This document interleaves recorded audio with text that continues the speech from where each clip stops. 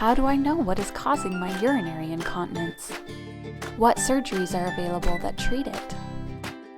When someone has urinary incontinence, we have to do bladder testing. In the old days, we had bladder testing to do, and usually if you cough, jump, laugh, or leak, then it's stress incontinence. Your bladder would fall down. Once it falls past 30 degrees, we think you leak. So they would do a bladder sling, which is a little mesh that goes underneath the urethra to catch it from falling down. In the old days, we actually cut you open like a C-section and do a surgery called a Birch procedure, which is kind of like putting suspenders in to help hold the bladder up. You get a hold of the connective tissue and sew it to a ligament up above, but the downside is it's a C-section type incision and a little bit more pain, hospital stay, all that. The bladder slings have replaced that with a small little incision in the vagina and a bladder sling that works immediately. So as soon as you cough, jump, laugh, the bladder doesn't fall and you don't leak anymore. There are 4 problems you can have with your bladder though, and that's what makes it complicated. All 4 problems are fixed differently.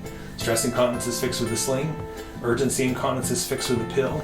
Intrinsic sphincter deficiency means that the muscle that closes the urethra relaxes. So all you gotta do is lean up and you can leak. We used to call it lead pipe urethra, and it makes sense if you think your urethra is open all the time. That one's actually fixed with injections right in the sidewalls that actually push the bladder neck back together, so it gives you pressure so you can keep urine in until you're ready to let it go.